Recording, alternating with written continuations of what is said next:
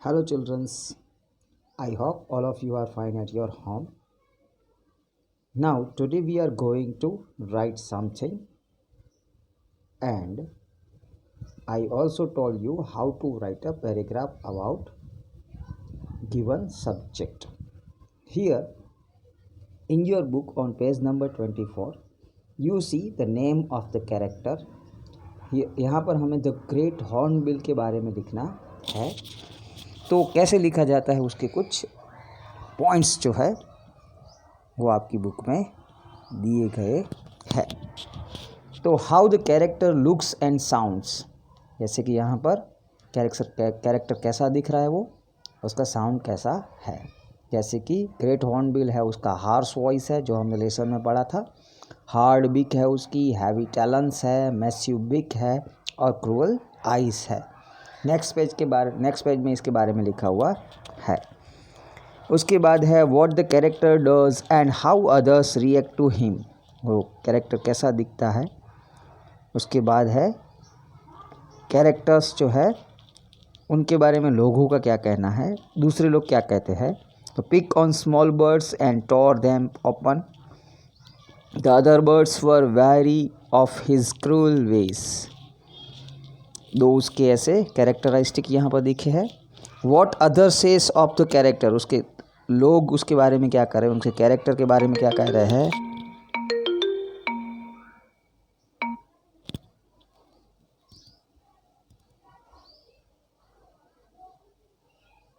लोग उसके कैरेक्टर्स के बारे में क्या कह रहे हैं।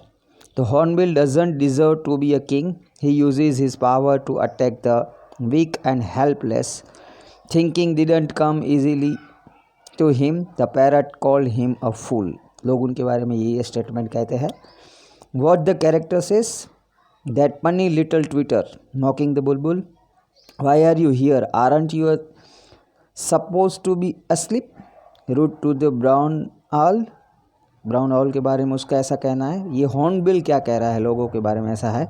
If I can't break it no one can, so I am still king, he shouted glaring at them with his cruel eyes when about his strength.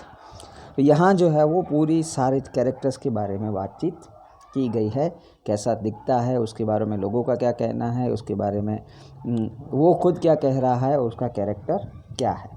So now we read, आपकी book के page number 25 पर दिया गया उसके बारे में कि एक पैराग्राफ कैसे लिखा जाता है। तो पैराग्राफ का क्या स्ट्रक्चर्स होते हैं वो हम देखेंगे।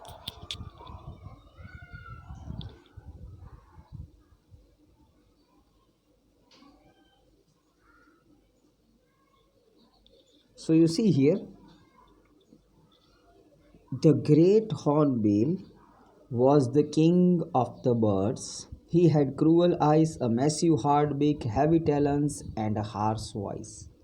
ये इसका एक कैरेक्टर कैसा है उसके बारे में यहाँ पर छोटी सी पैराग्राफ में उसके बारे में बताया गया है।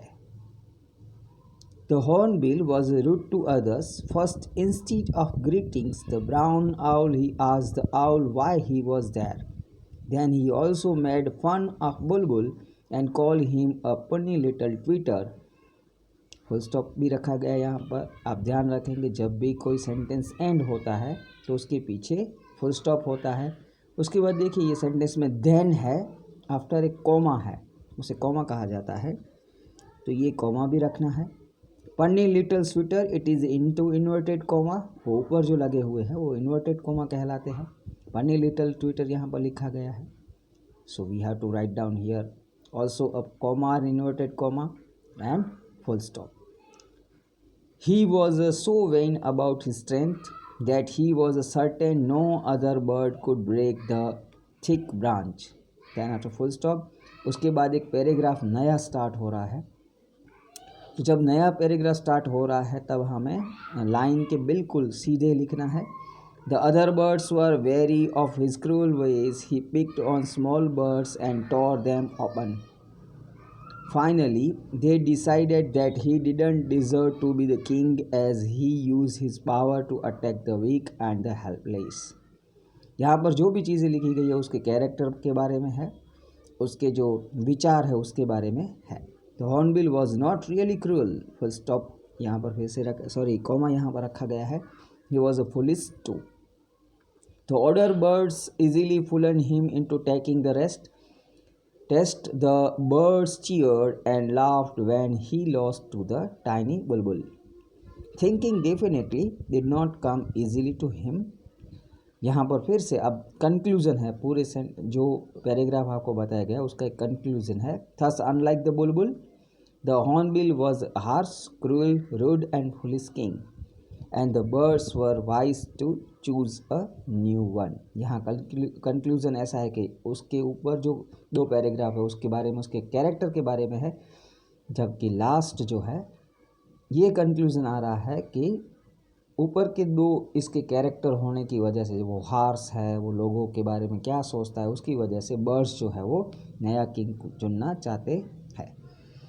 तो ये पूरा स्ट्रक्चर है. कोई भी पैराग्राफ लिखते हैं तो सबसे पहले उसका कैरेक्टरिस्टिक करते हैं, लोगों के ख्याल उसमें क्या है, वो कैसा दिखता है, कैसा होता है, या उसके कैरेक्टर्स क्या है, उसकी स्पेशलिटीज़ क्या है, उसकी खूबियाँ क्या है, उसकी खामियाँ क्या हैं, ये लिखते हैं. And then after in the last we have to go towards conclusion पर लास्ट में जाते हैं. तो इस तरीके का पैराग्राफ हम अपनी बुक में आप लोग लिखोगे. अपनी नोटबुक में ये हेडिंग लिखेंगे सबसे पहले हम about the great hornbill, and then after write down with a good handwritings in your notebook. Thank you all of you.